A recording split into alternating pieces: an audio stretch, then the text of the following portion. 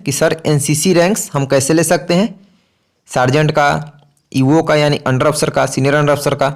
तो आज की वीडियो में मैं एक एक करके सारी जानकारी दूंगा। तो पूरी जानकारी के लिए आप लोग कोई भी वीडियो को लास्ट तक जरूर देखें। सबसे पहले जब आप एनसीसी में एडमिशन लेते हैं तो आप एक कैडेट होते हैं, जैसे कि फौज में सिपाही होता है यानी रंगरूट। और एनसीसी में पहला रैंक लांस कॉर्पोरल का होता है, जिसे हम लोग LCPL भी लिखते हैं शॉर्ट में। अब मैं आपको इस रैंक की शर्तें बता रहा हूं कि आपका फर्स्ट प्रमोशन यानी फर्स्ट रैंक लेने के लिए लांस कॉर्पोरल का क्या क्या प्रोसेस है। तो लांस कॉर्पोरल के लिए कैडेट को एनसीसी में कम से कम 3 माह का प्रशिक्षण प्राप्त किया हो, वह कम से कम 75% परेडों में उपस्थित रहा हो और ड्रिल तथा मानचित्र अध्ययन आदि की परीक्षा उत्तीर्ण की हो, तभी आपको एनसीसी का फर्स्ट रैंक लांस कॉर्पोरल का लग सकता है।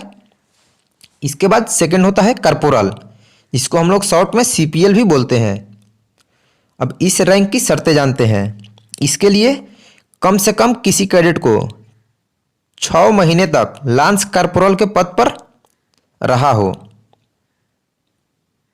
उसने सशस्त्रों से संबंधित परीक्षा उत्तीर्ण की हो, यानी आपको राइफल के बारे में अच्छी जानकारी होनी चाहिए और 6 मंथ तक लांस कॉर्पोरल के पोस्ट पर आपको रहना पड़ेगा। उसके बाद आपका कॉर्पोरल का पोस्ट ये रैंक लगता है यानी CPL का। थर्ड रैंक है सार्जेंट का।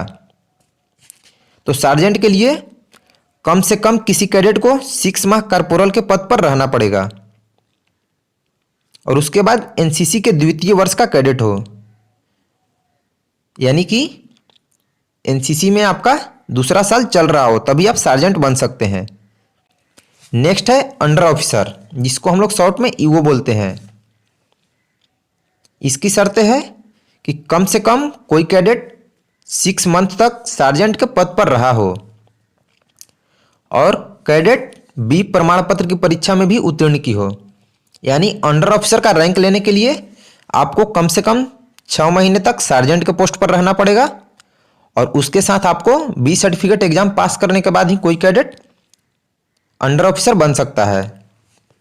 नेक्स्ट है सीनियर अंडर ऑफिसर, जिसको हम लोग शॉर्ट में SEO लिखते हैं। तो सीनियर अंडर ऑफिसर बनने के लिए यानी इस रैंक को लेने के लिए किसी कैडेट को कम से कम 6 महीने तक अंडर ऑफिसर के पोस्ट पर रहना पड़ेगा, यानी वही कैडेट सीनियर अंडर ऑफिसर बन सकता है जो पहले 6 महीने तक अंडर ऑफिसर के पद पर रहा हो।